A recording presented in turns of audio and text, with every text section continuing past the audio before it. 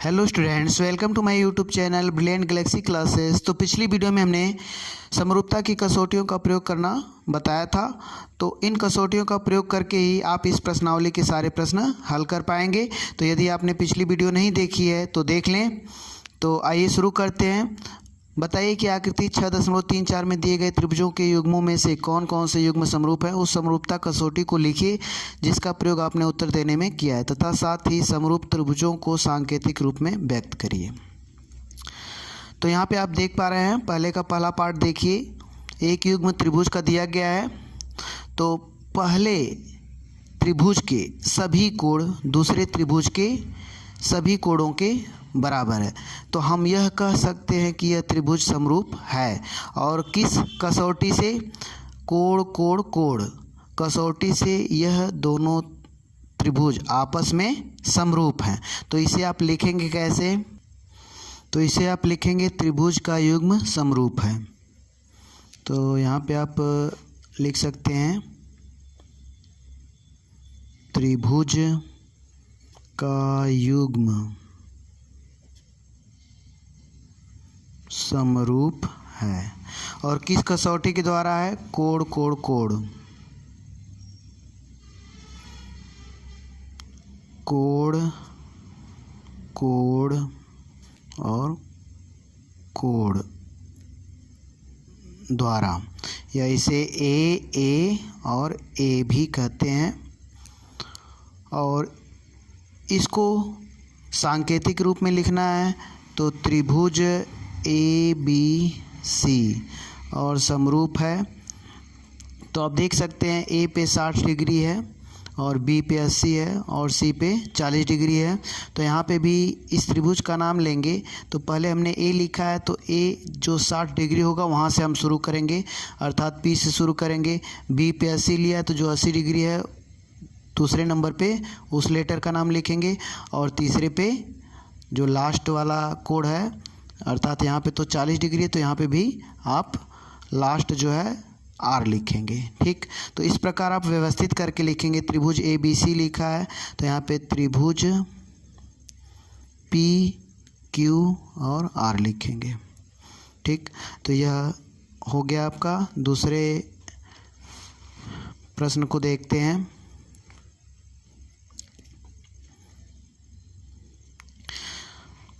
इसमें आप देख सकते हैं एक त्रिभुज दिया गया है, उसकी भुजा 2 है और 2.5 है और 3 है। और एक त्रिभुज पी क्यू आर दिया गया है जिसकी भुजाएं 6, 5 और 4 है। तो यहाँ पर आप देख सकते हैं कि 2 दूनी 4 और 3 दूनी 6 और 2.5 दूनी 5। तो इसकी सभी भुजाएं दूसरे त्रिभुज की सभी भुजाओं के समानुपाती है। तो यह त्रिभुज भी इस त्रिभुज के क्या होगा? समरूप होगा। तो इसे आप लिखेंगे कैसे?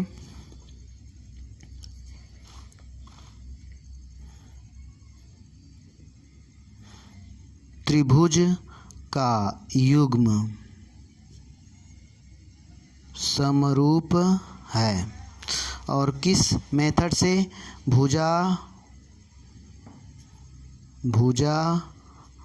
और भुजा द्वारा, या भुजा कसौटी द्वारा। और इसे हम यस एस भी कहते हैं। और इसको सांकेतिक रूप में लिखना है। देखिए यहाँ पर ए बी सी कह रहे हैं, तो ए बी भुजा किसके? ए बी का अनुपात किससे है? क्यू आर से है। ठीक, और बी सी का अनुपात किससे? आर पी से है। तो इस प्रकार हम ए बी सी जब लिख रहे हैं, त्रिभुज ए बी सी, तो इसको लिखेंगे त्रिभुज क्यू आर पी।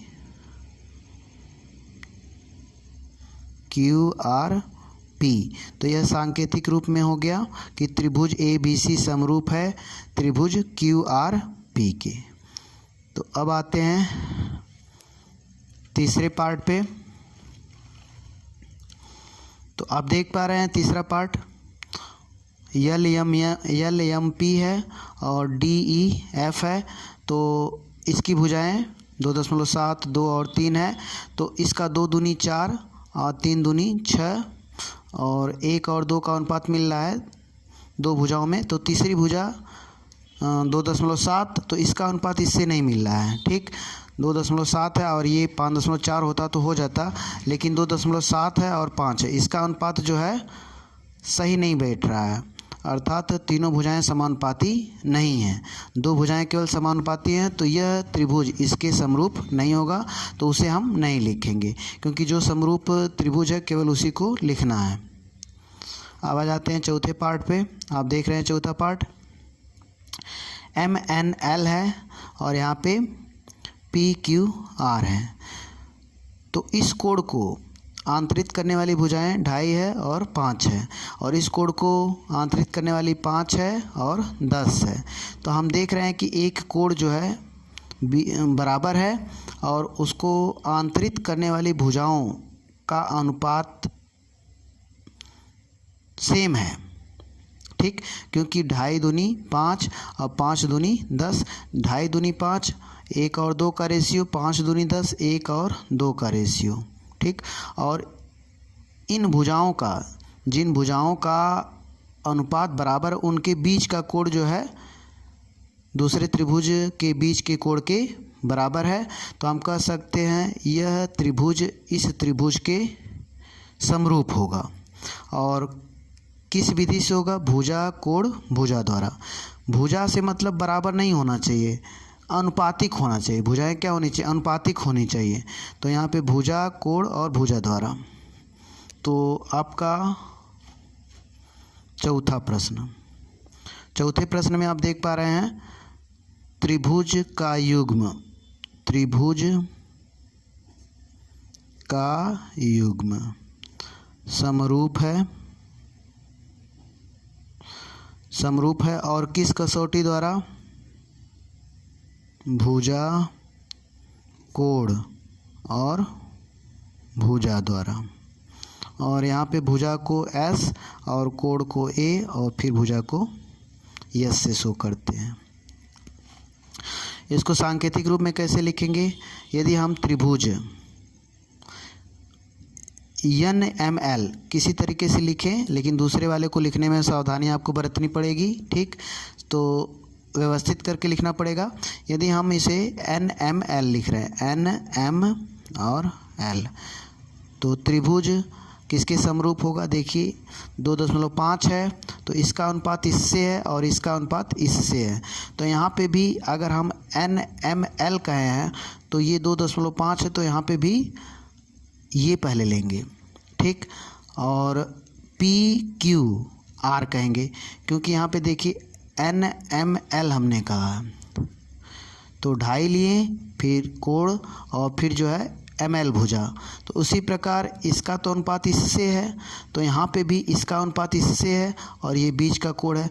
तो यह नियम कह रहा है, तो इसका अनुपात जिससे होगा वही भुजा लेंगे, PQ लेंगे। ठीक, फिर कोण है, फिर यहाँ पे भी कोण है। ठीक, और ML कह रहा है तो यहाँ पे QR लेंगे, क्योंकि ML का अनुपात QR से है। तो इस प्रकार अगर NML कह रहे हैं तो इसको PQ और R कहना पड़ेगा। तो पांचवा देख लेते हैं। यहाँ पे एक कोण 80 डिग्री है, यहाँ पे भी एक कोण 80 डिग्री है। 3 दूनी 6, 2.5 दूनी 5। ये तो ऐसे देखने से है लेकिन नहीं है। क्यों?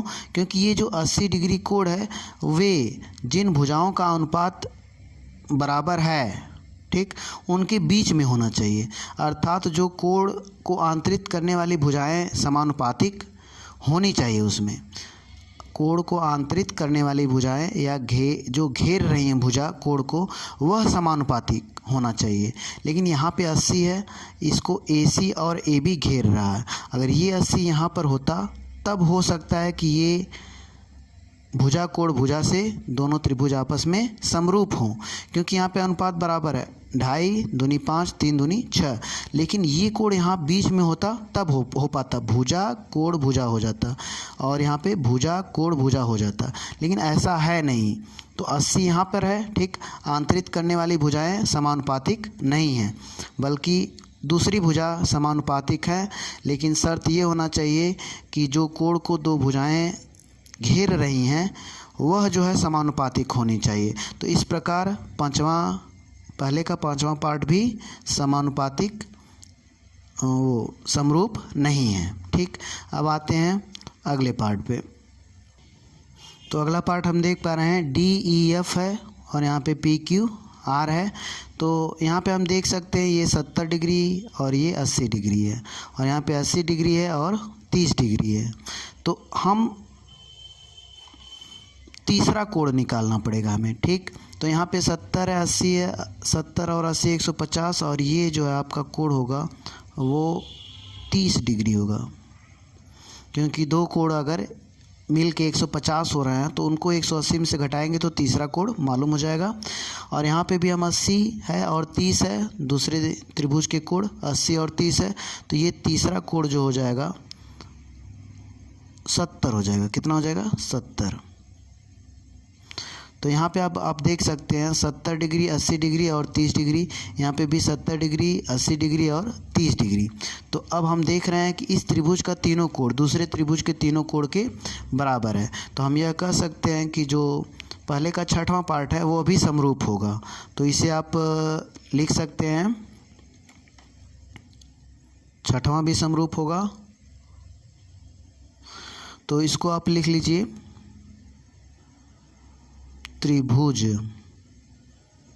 का युग्म समरूप है। और इसको किस कसौटी के द्वारा उसको भी लिखना पड़ेगा, कोण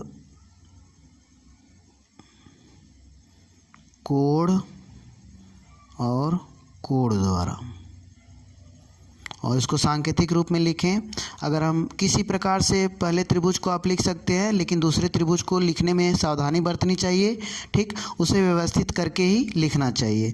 अगर हम त्रिभुज यहाँ पे EFD कर रहे हैं, त्रिभुज EF और D, तो समरूप आप लिखेंगे त्रिभुज। देखिए E कितना है, E 80 डिग्री है तो यहाँ पे भी 80 से आपको उठाना पड़ेगा। F जो है 30 डिग्री है तो यहाँ पे भी दूसरे नंबर पे 30 डिग्री लेना पड़ेगा। ठीक, तो यहाँ पे आप लिखेंगे Q, क्योंकि Q ही जो है 80 डिग्री है, Q, R और P।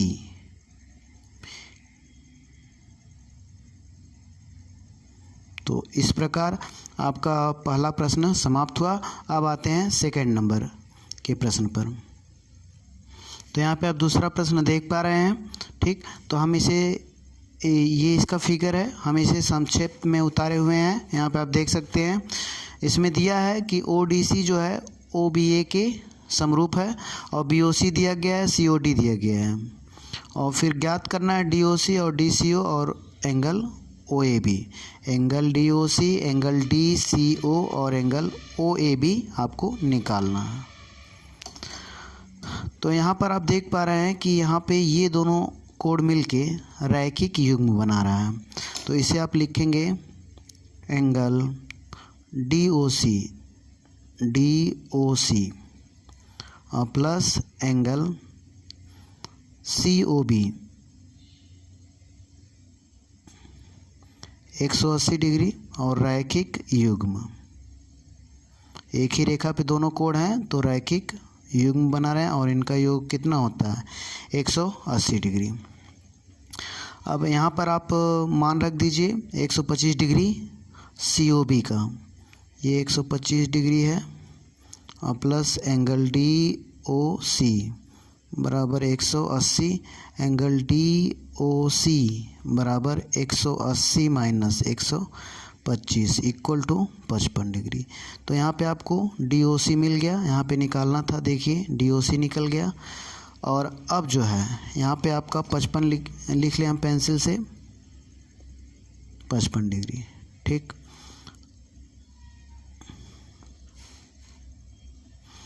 और फिर इसके बाद अब हमें DCO निकालना है। तो आप जानते हैं त्रिभुज के तीनों कोणों का जोड़ 180 होता है। तो ये जोड़ के हम 180 में से माइनस कर देंगे तो ये कोण आपका मालूम हो जाएगा। ठीक, तो यहाँ पे हम लिख लेते हैं त्रिभुज DCO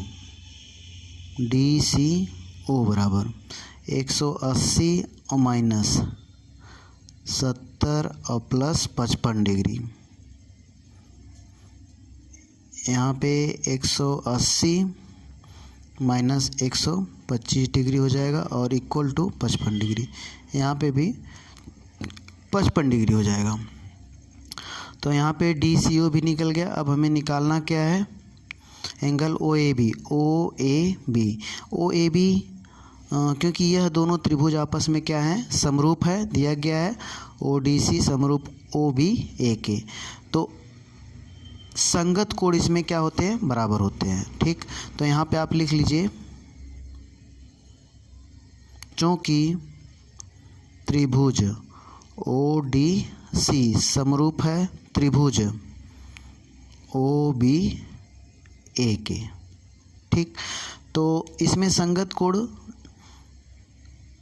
OAB के कौन होगा, OAB आप देख लीजिए, OAB कह रहे हैं, एंगल OAB बराबर, जैसे इसको OAB कह रहे हैं इसको OCD कहेंगे उसी प्रकार, क्योंकि ये समरूप है तो संगत कोण OAB यहाँ पे, इसका संगत कोण कौन सा होगा, OCD होगा। ठीक ना, तो यहाँ पे आप लिख लीजिए OC और D। यहाँ पे किस मेथड से ये हुआ है, बाई CPST, और हिंदी में कहें तो समरूप अभिगृहित द्वारा।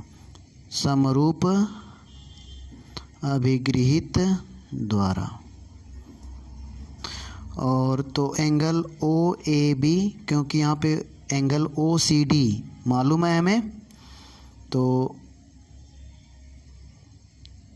इसकी वैल्यू हम लिख देंगे OCD, O और C और D। यहाँ पे भी 55 निकला था, जिसे हम लिख दे रहे हैं, यहाँ पे भी 55 निकला था। ये कोड आपको मालूम किया गया है, 55 है। ठीक, तो यहाँ पे OAB की भी वैल्यू 55 डिग्री होगी। तो इस प्रकार आपका दूसरा प्रश्न हल हुआ। अब आते हैं तीसरे पर। तो यहाँ पे आप तीसरा प्रश्न देख सकते हैं, समलंब ABCD जिसमें AB समांतर CD है या DC है के विकर्ण AC और BD परस्पर O पर प्रतिच्छेदित करते हैं। दो त्रिभुज की समरूपता कसौटी का प्रयोग करते हुए दर्शाइए कि OA बटे OC बराबर OB बटे OD है। ठीक, तो हमने इसका फिगर बना रखा है और इम्पॉर्टेंट चीज़ें जो है इसकी लिख रखी है। ठीक, तो आप भी जब लगाएंगे तो वो चीज़ें लिखेंगे। आइए देखते हैं। तो यहाँ पर समलंब दिया गया है, ABCD समांतर और विकर्ण एक दूसरे को O पर प्रतिच्छेदित कर रहे हैं और ये हमें सिद्ध करना है। तो यहाँ पर हम उत्पत्ति लिख लें, उत्पत्ति यहाँ से हम लगाना शुरू करते हैं। देखिए ये समांतर इसकी AB समांतर CD है, तो हम जाहिर सी बात है कि यहाँ पर यह कह सकते हैं कि ये कोण, ठीक, इसे हम पेंसिल से दर्शा रहे हैं, ये कोण जो है ठीक इसके बराबर होगा। ठीक, क्योंकि 3 लेटर लेके लिखने में थोड़ा बड़ा पड़ेगा, तो हम यह कह दें कि यहाँ पे 1 कह दें, यहाँ पे 2 कह दें। ठीक, और ये कोण इसके एकांतर होगा, यहाँ पे हम 3 कह दे रहे हैं, यहाँ पे एंगल भी लिख लीजिए। ठीक प्रकार से लिख दें इसको, एंगल 1, यहाँ पे एंगल 2 है ये। ठीक, और यहाँ पे एंगल 3 और फिर यहाँ पे एंगल कर दीजिए 4। ठीक, तो यहाँ पे आप देख पा रहे हैं कि जो एंगल 1 है एंगल 2 के बराबर होगा एकांतर कोण से, एंगल 3 जो है एंगल 4 के बराबर होगा, यह भी एकांतर कोण होगा, ये कोण इसके शीर्षाभिमुख होगा। ठीक, तो यहाँ पे आप जब हल करेंगे तो यहाँ पे त्रिभुज AOB, अगर आप इसको AOB कह रहे हैं, AOB क्योंकि ये कोण इसके बराबर है तो यहीं से शुरू करना पड़ेगा, COD कहिए, तथा त्रिभुज COD में हम देख रहे हैं कि एंगल 1 जो है एंगल 2 के बराबर। ठीक, और एंगल 3 जो है एंगल 4 के बराबर है। ये नाम है, ऐसा मत समझिए कि 1 2 बराबर है, ये केवल नाम दिया गया है। और ये किस मेथड से हुआ है? एकांतर कोण। एकांतर कोण, क्योंकि ए बी सी डी के समांतर है तो एकांतर कोण बनेगा। यहाँ पे भी एकांतर कोण, और यहाँ पर एंगल ए ओ बी बराबर होगा सी ओ डी के, कोण सी ओ डी के। और इसको लिखेंगे शीर्षाभिमुख कोण, शीर्षाभिमुख कोण। तो हम देख रहे हैं कि इस त्रिभुज के तीनों कोण, इस त्रिभुज के तीनों कोण के बराबर है। तो आपको बताया गया है कि कोण कोण कोण समरूपता से यह दोनों त्रिभुज आपस में समरूप होंगे। तो कोण कोण कोण, ठीक, की कसौटी से या कसौटी द्वारा, ठीक, हम कह सकते हैं कि त्रिभुज ए ओ बी समरूप होगा त्रिभुज सी ओ डी के।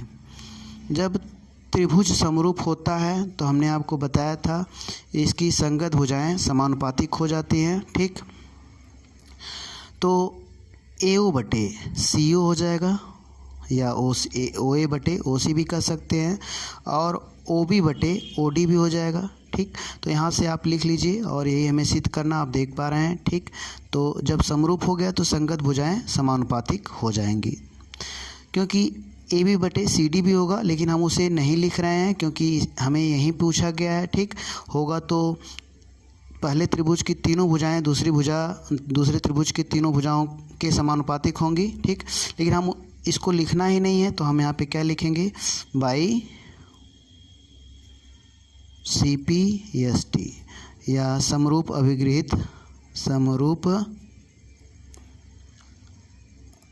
अभिगृहित द्वारा हिंदी में, और by C P S T Angrezi में। ओ ए बटे ओ सी बराबर ओ बी बटे ओ डी, ठीक। तो इस प्रकार आपका यह भी सिद्ध हुआ। अब आते हैं अगले पार्ट पर, अगले प्रश्न पर। तो चौथा प्रश्न देखिए, आकृति 6.36 में दिया गया है कि क्यू आर बटे क्यू एस बराबर है क्यू टी बटे पी आर, और कोण 1 और 2 बराबर है, और दर्शाइए कि त्रिभुज पी क्यू एस त्रिभुज टी क्यू आर के समरूप है, यही हमें दिखाना है। तो आइए देखते हैं। एक चीज़ ध्यान दीजिए कि यहाँ पर कोण 1 और कोण 2 बराबर है। यह कोण किसको शो कर रहा है? पी आर क्यू को। पी आर क्यू जो है कोण 2 है और कोण 1 है, तो यह दोनों क्या है? बराबर हैं। तो हल में हम देखते हैं त्रिभुज पी क्यू आर में कोण 1 बराबर कोण 2 है। आप यह 9 में पढ़े होंगे कि किसी भी त्रिभुज में यदि 2 कोण बराबर हों तो उनकी सम्मुख भुजाएं बराबर हो जाती हैं, ठीक। तो यहाँ पर हम छोटा सा पी क्यू आर बना दे रहे हैं, ठीक।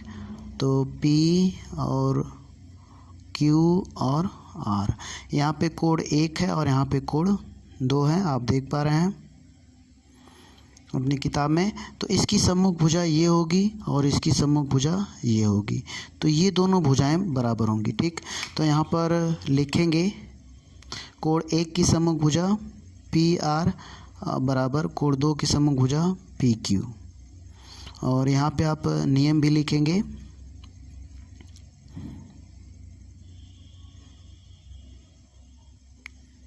के बराबर कोण की सम्मुख भुजा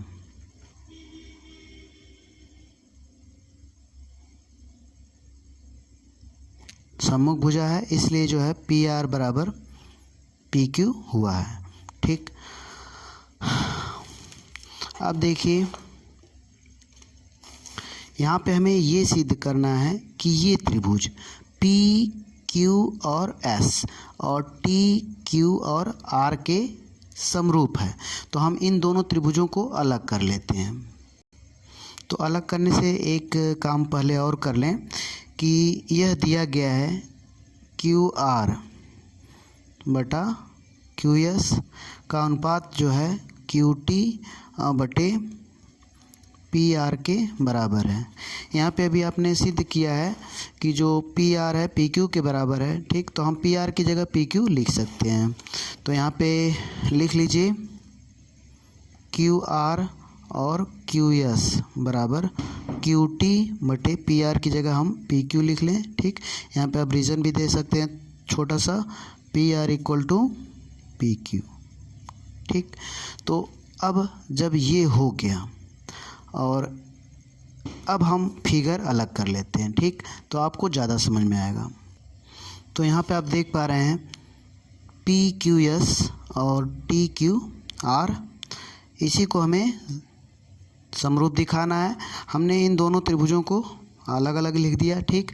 अब देखिए यहाँ पर क्यू आर का अनुपात क्यू एस से, ठीक। और यहाँ पे क्यू टी का अनुपात जो है क्यू पी से या पी क्यू से, ठीक। ये भुजाएं अनुपातिक हैं और इनके बीच का कोण बराबर भी दिख रहा है। तो हम यहाँ पे कह सकते हैं कि कोण एक बराबर कोण एक लिख लीजिए, ठीक। यहाँ पर एक और दो त्रिभुज हैं, एक कोण बराबर है और इसको घेरने वाली भुजाएं जो है समानुपातिक हैं। तो हम कह सकते हैं कि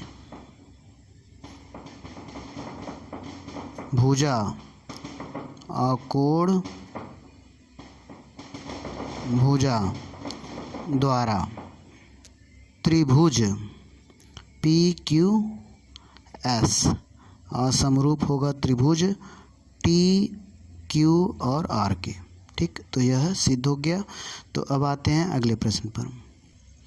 तो पांचवा प्रश्न देख पा रहे हैं आप, त्रिभुज पी क्यू आर की भुजाओं पी आर और क्यू आर पर क्रमशः बिंदु एस और टी इस प्रकार स्थित है कि कोण पी बराबर कोण आर टी एस है। तो दर्शाइए कि आर पी क्यू समरूप होगा त्रिभुज आर टी एस के। तो यहाँ पे हमने फिगर बना रखा है, आप देख सकते हैं।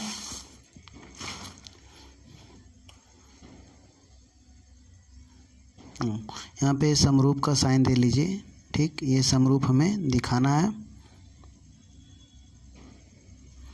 ये समरूप आपको दिखाना है। तो यहाँ पे आप देख पा रहे हैं कि ये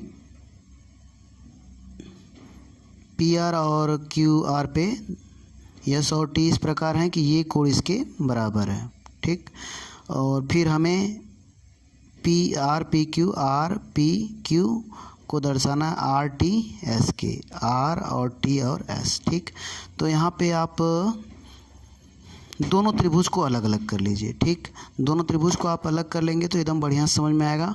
तो यहाँ पे आप छोटा वाला त्रिभुज एक यहाँ से अलग कर लीजिए, एस टी और आर, और एक त्रिभुज और पी क्यू और आर, ये दोनों त्रिभुज आपको समरूप दिखाना है। तो हम देख पा रहे हैं कि यह वाला कोण जो है, यह वाला कोण इसके तो बराबर दिया ही गया है, ठीक। लेकिन ये कोण जो है कॉमन है, ये हमने बिंदु इसको दे दिया और ये देखिए दोनों में है। जब हम इसको अलग कर रहे हैं तो ये एक यहाँ पर आ जा रहा है और ये आर टी एस के साथ जो है एक यहाँ पर आ जा रहा है। तो ये दोनों त्रिभुज जब अलग अलग हो रहे हैं तो ये उभयनिष्ठ हो जा रहा है। तो जब किसी भी त्रिभुज के दो कोण अगर बराबर हो रहे हैं तब भी वह समरूप होता है। तो आप इसे लिखेंगे कैसे, हल कर लेते हैं, हल, ठीक। Angle P equal to angle R और T और S, ठीक। तो यहाँ पे यहाँ पे लिख लीजिए त्रिभुज RPQ तथा त्रिभुज RTS में, ठीक। एक कोण तो ऐसे ही मिल गया और एक कोण ऐसे कह लीजिए कि PRQ त्रिभुज कोण PRQ, ठीक, किसके बराबर है, TRS कोण T और R और S, ठीक। ये कोण PRQ और TRS, ठीक। तो यह भी कोण बराबर है और इसका रीज़न लिख लीजिए, ये तो दिया है दिया है, लिख लीजिए। और इसका रीजन उभयनिष्ठ, उभयनिष्ठ। ठीक, तो यह दोनों चीज़ें मिलके हम कह सकते हैं कि कोण समरूपता से, ठीक, त्रिभुज RPQ जो समरूप हो जाएगा त्रिभुज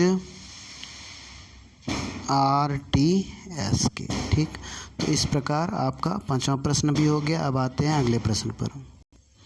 तो हमने यहाँ पर 6वां प्रश्न यहाँ पे फिगर उतार रखा है और पूरे प्रश्न में यही दिया है, त्रिभुज ABE सर्वांगसम है त्रिभुज ACD के, ABE ACD के सर्वांगसम है। तो हमें दर्शाना है कि त्रिभुज ADE समरूप होगा त्रिभुज ABC के। तो देखिए यहाँ पर, चूँकि त्रिभुज ABE सर्वांगसम है त्रिभुज ACD के, तो बाई CPCT या कह लें सर्वांगसम अभिगृहित से क्या होगा, जो AB होगा वो AC के बराबर होगा। एक चीज़ और देखिए, सर्वांगसम अभिगृहित से AD भी जो है, AD जो है AD और AE भी बराबर होगा। ठीक ना, AE आप इधर लिख देंगे तो थोड़ा गड़बड़ होगा, क्योंकि हम जानते हैं कि AD बराबर AE होगा। ये सर्वांगसम अभिगृहित से हुआ, चाहे AD बराबर AE कहें चाहे AE बराबर AD कहें। ठीक, तो यहाँ पे ये सर्वांगसम अभिगृहित से हुआ क्योंकि त्रिभुज जो है सर्वांगसम है। अब हम जानते हैं ये इसके बराबर ये इसके बराबर, तो AB बटे AD का अनुपात भी AC बटे AE के बराबर होगा। ठीक, तो हम कह सकते हैं, या 1 2 डाल दें,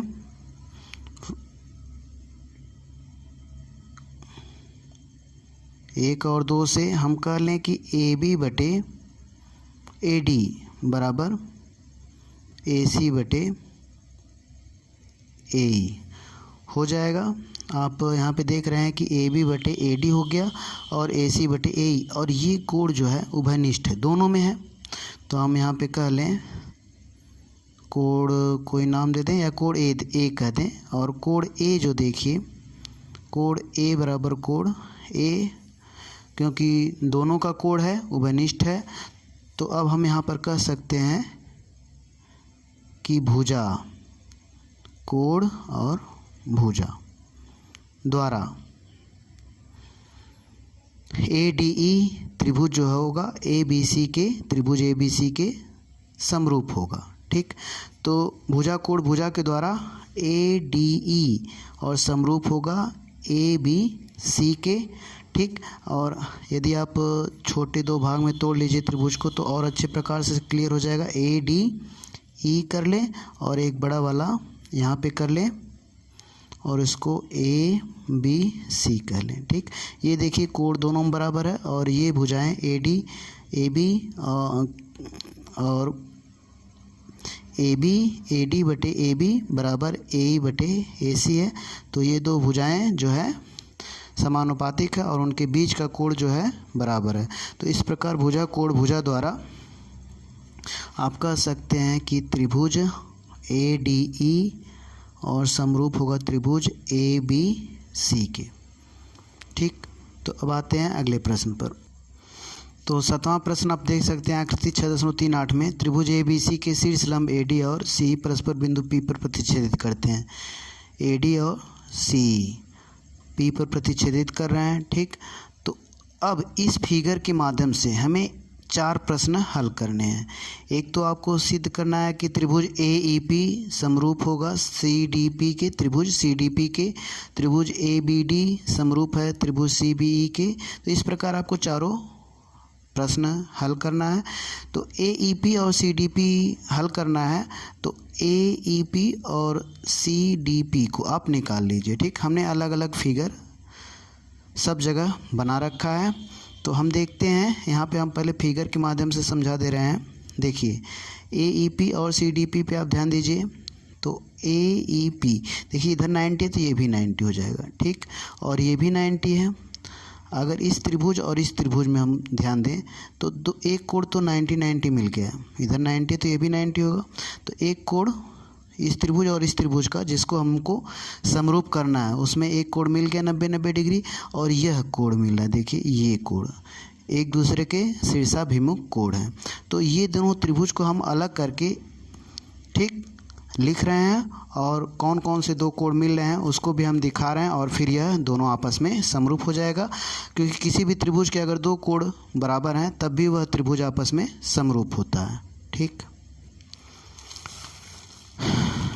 तो यहाँ पे आप देखिए ये फिगर हमने उसी में से जिस त्रिभुज को हमें समरूप दिखाना है AEP CDP को, तो वहाँ से काट के निकाला है। तो यहाँ पे देखिए 90-90 डिग्री मिल रहा है, और ये कोण और ये कोण आपस में शीर्षाभिमुख कोण थे, ठीक।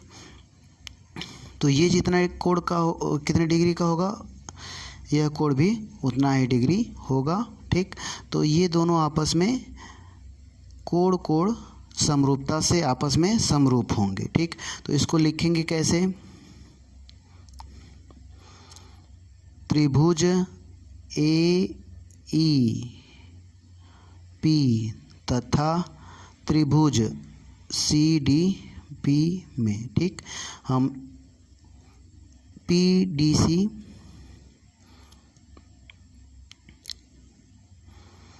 या तो हम लिख लें EPA कोण EPA, ठीक। और यहाँ पे DPC बराबर होगा कोण DPC, दोनों 90 है। ये देखिए कोण हमने लिख दिया, ठीक। EPA EPA 90 नहीं है यहाँ पे ये 90 डिग्री कोण है, इसको हम शीर्षाभिमुख लिखेंगे, ठीक। ये शीर्षाभिमुख कोण है, शीर्षाभिमुख कोण लिख लीजिएगा आप, ठीक। एक कोण तो मिल गया, और यहाँ पे D और E हम इसको लिखेंगे CDP, अगर लिख दें कोण CDP, इसका ये 90 डिग्री है CDP, ठीक। तो यहाँ पर हम क्या लिखेंगे PAE, PC और तो यहाँ पे हमने CDP लिखा है, तो CDP लिखा है तो AEP लिखेंगे। इसको क्या लिखेंगे, कोण AEP, दोनों 90 डिग्री है, ठीक। ये दोनों कोण 90 डिग्री है। तो अगर किसी भी त्रिभुज में दो कोण बराबर हैं तो कोण समरूपता से, कोण समरूपता से त्रिभुज AEP समरूप होगा त्रिभुज CBE के, ठीक। अब देखते हैं ABD और CBE समरूप करना है, ठीक। तो हम फिगर में देख लेते हैं कहाँ पे है।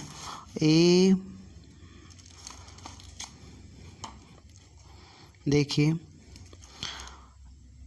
अब आप पूरा लिख लीजिएगा, हम ऐसे बता दे रहे हैं त्रिभुज ABD, ठीक। तो यहाँ पे A, B और D है, ठीक। और CBE C और B और E, ठीक। तो देखिए इन दोनों त्रिभुज में एक कामन है, B दोनों में आ जा रहा है, ठीक। CBE कह रहे हैं, CBE कह रहे हैं, और या तो ABD कहें, ठीक। दोनों में ये वाला कामन कोण है, ठीक। तो एक तो कामन मिल गया, और दूसरा कोण कौन होगा, दूसरा कोण ये देखिए 90-90, इसका कोण ABD का ये 90 है, और फिर CBE का E वाला 90 है, ठीक। तो जब दो कोण आपको मिल गए हैं, ठीक। अब हम इसको अलग अलग करके दिखा दे रहे हैं, सॉरी यहाँ पे हम फिगर नहीं दिख रहा था तो एक बार फिर बोल देते हैं। ABD देखिए ABD में ये 90 है, ठीक। और ये कामन है क्योंकि यह कोण B जो है और CBE में भी आ रहा है, CBE कह रहे हैं तो ये कोण दोनों में आ रहा है, CBE में भी है और ABD में भी है, ठीक। और एक कोण 90 यहाँ पर मिल रहा है जो ADB का कोण है, या ABD का कोड है, और दूसरा 90 यहाँ पे मिल रहा है जो CBE का है, ठीक ना। तो दो कोड आपको मिल गए हैं, ठीक। तो इसको हम अलग अलग फिगर करके दिखा दे रहे हैं आपको। यहाँ पे निकला हुआ है, देखिए ये 90 दोनों में है, ये 90, ठीक, ये 90 है और यहाँ पे भी 90 है, ठीक। इसी प्रकार हम इसको निकाले भी हैं। और ये B वाला कोड जो है दोनों में है, उभयनिष्ठ है, ठीक। तो आप कह सकते हैं कि यह दोनों त्रिभुज कोण से समरूप होंगे, ठीक। इसको हम लिख नहीं रहे हैं, आप अपने से लिख सकते हैं। यहाँ पे देखिए AEP और ADB, त्रिभुज ADB। तो हम देखते हैं AEP यहाँ पर है और त्रिभुज ADB, A और D और B, ठीक। तो AEP पे अगर ध्यान दें तो ये 90 है, एक कोण 90 है AEP का, त्रिभुज AEP का एक कोण 90 मिला और ADB का भी एक कोण 90 मिला। तो दो कोण तो मिल गए, ठीक। अब हमें एक तीसरा कोण चाहिए। तो मतलब दोनों त्रिभुज में एक एक कोण तो मिल गए, क्योंकि ये 90 AEP में, ठीक, और त्रिभुज ADB में ये भी 90 है। एक कोण और देखिए ये मिला, ये उभयनिष्ठ हो गया। ये क्या हो गया? उभयनिष्ठ, दोनों में है, AEP में भी है और ADB में भी है, ठीक। तो ये उभयनिष्ठ हो गया। तो हम इसको फिगर में दिखा दे रहे हैं तो आपको ज़्यादा क्लियर हो जाएगा। ये दोनों में क्या है, ये और ये उभयनिष्ठ है, ठीक, और 90 यहाँ पर है, ठीक। तो ये 90, तो इस त्रिभुज में भी आपको दो कोण मिल गए। तो इस प्रकार त्रिभुज AEP समरूप होगा ADB के। अब आते हैं चौथे पे। चौथे पे देखिए PDC, त्रिभुज PDC समरूप होगा त्रिभुज BEC के। तो PDC, अब देखिए PDC यहाँ पर है और BEC, B और E और C, देखिए C दोनों में है, ठीक, और ये 90 है और ये 90 है। इस कोण का PCD या PDC का ये 90 है और दूसरे वाले त्रिभुज में हम देखें BEC में ये 90 है, ठीक। और ये जो है दोनों में है, कोण C जो है दोनों में है। तो हमने इन दो त्रिभुज का जो है अलग अलग करके लिखा है। ये देखिए दोनों में है, ठीक, ये कॉमन हो गया, ठीक। और यहाँ पर जो है 90 डिग्री है और यहाँ पे भी 90 डिग्री। तो इस प्रकार यह दोनों त्रिभुज आपस में समरूप हो गए, ठीक। कोण से दोनों आपस में त्रिभुज समरूप हैं। तो स्टूडेंट्स, वीडियो काफ़ी लंबी हो रही है, तो अब यहीं पे हम जो है समाप्त कर रहे हैं। अगली वीडियो में जो है शेष प्रश्न हम हल करने का प्रयास करेंगे। तो thank you for watching my videos.